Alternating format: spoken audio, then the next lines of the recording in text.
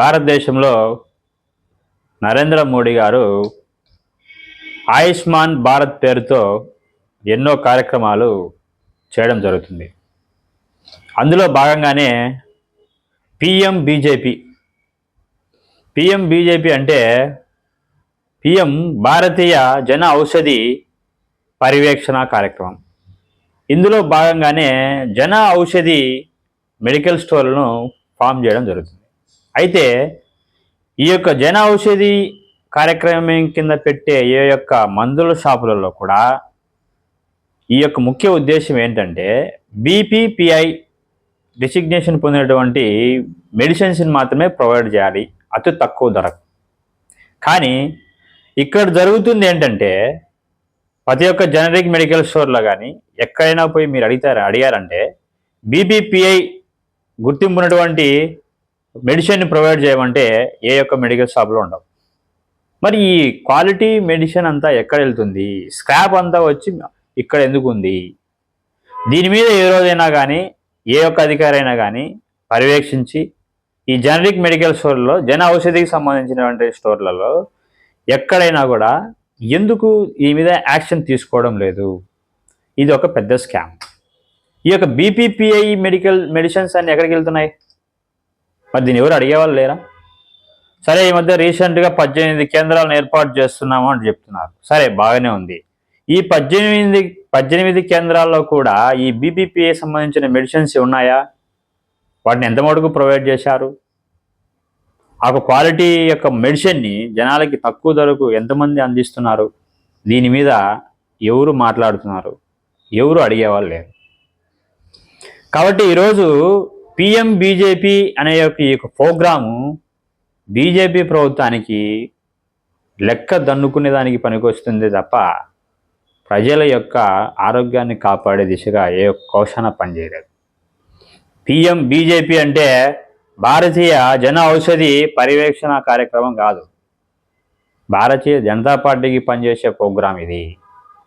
ప్రతి ఒక్క దగ్గర స్కామ్లో ఇరుక్కున్న ప్రోగ్రామ్స్ ఇవి. ఈ ఆయుష్మాన్ భారత్ కింద ఎంత దోపిడీ జరుగుతుంది ఏమి అనేది ప్రజలకు అంతుపట్టని విషయం. ఇదొక పెద్ద స్కామ్. ఈ యొక్క మెడికల్ మాఫియాకు ఇదొక సోర్స్ ఆఫ్ ఇన్కమ్ లాగా మారింది.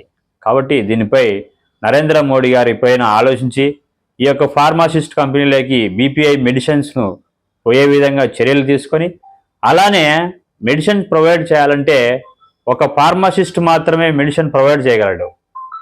అది కూడా ఈ యొక్క ఫార్మాస్యూటికల్ కౌన్సిల్లో మెంబర్షిప్ ఉన్న వ్యక్తులకు వారికి సంబంధించిన వారు మాత్రమే ప్రొవైడ్ చేయగలరు, మంచి మెడిసిన్ ఇవ్వగలరు.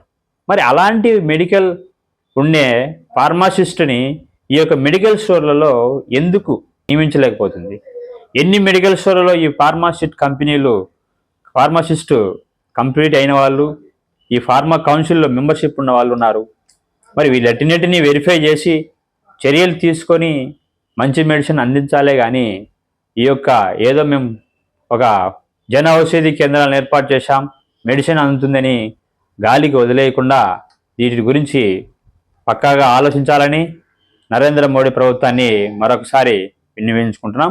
అలానే ఈ యొక్క ఆయుష్మాన్ భారత్లో జరుగుతున్నటువంటి ఈ యొక్క మాఫియాను కూడా తగ్గించే విధంగా చర్యలు తీసుకోవాలని, లేకపోతే ముందు కాంగ్రెస్ ప్రభుత్వం దీని మీద కొంచెం చర్యలు తీసుకోక తప్పదని చెప్పేసి హెచ్చరిస్తున్నాం.